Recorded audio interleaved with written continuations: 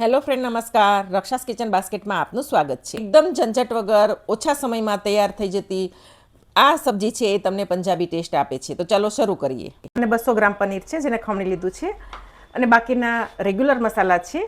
2 ટમેટાં એને ચોપરમાં ચોપ કરેલા છે, 2 ડુંગળી છે ચોપરમાં ચોપ કરેલી, અને ચોપરમાં જ મેં 5 કળી લસણ, અડધો ઇંચ આદુનો ટુકડો અને 1 લીલું મરચું ચોપ કર્યા છે. તો આપણે મસાલા બાકીના રેગ્યુલર નાખતી જઈશ, એમ તમને માપ કહેતી જઈશ.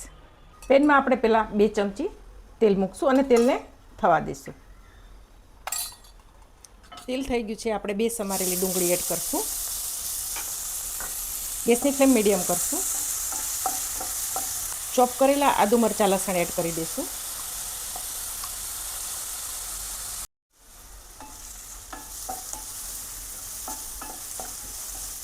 તો બધું થોડું સોફ્ટ થાય ત્યાં સુધી આપણે એને સોતળવાનું છે. 2 મિનિટ જેવું થયું છે અને ડુંગળીની બધું સોફ્ટ થઈ ગયું છે. બાકીના મસાલા 1 નાની ચમચી હળદર,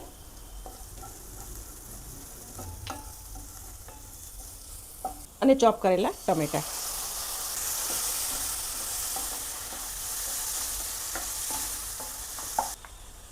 ટમેટાં પૂરતું અત્યારે મીઠું એડ કરી દઈએ છીએ, જેથી ટમેટાં છે ઝડપથી સોફ્ટ થઈ જાય.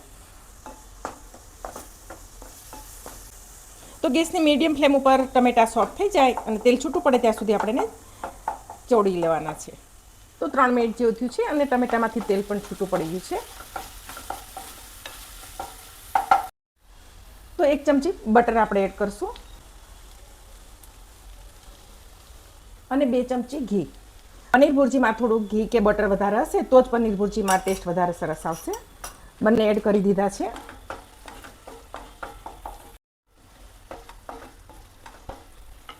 તો બાકીના મસાલા કરી લઈશું. 2 ચમચી લાલ મરચું છે, 1 ચમચી ધાણા જીરું, નાની ચમચી સબ્જી મસાલો, 1/4 ટીસ્પૂન મેગી મસાલો.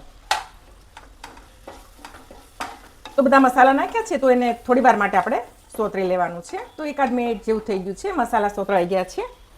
તો એની અંદર 2 ચમચી જેટલું પાણી એડ કરું છું, જેમાં આપણે મરચાં લસણ ક્રશ કર્યા હતા એ જ છે.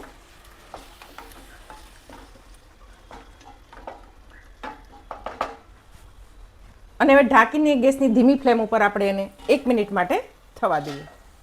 તો 1 મિનિટ જેવું થયું છે અને બધા મસાલામાંથી તેલ છૂટું પડી ગયું છે.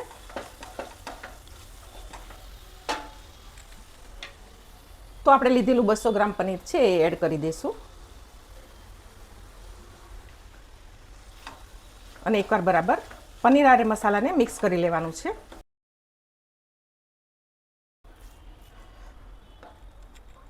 હવે એમાં આપણે બીજું થોડું જે સ્વાદ પ્રમાણેનું મીઠું બાકી છે એ એડ કરી દઈએ. આપણે ટમેટા પૂરતું જ એડ કર્યું છે, તો ટેસ્ટ મુજબનું મીઠું એડ કરશું. અને ઘરની મલાઈ છે 2 ચમચી મલાઈ એડ કરશું.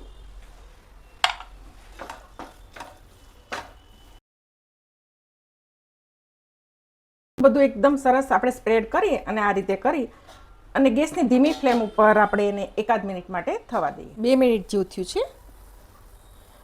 તમે જુઓ તો બધું તેલ છૂટું પડી ગયું છે. પનીરમાં રહેલું બધું પાણી બળી જશે એટલે તેલ આપોઆપ તેલ ઘી જે નાખ્યું છે ઉપર આવી જશે. અને લાસ્ટમાં 1 નાની ચમચી કસૂરી મેથી.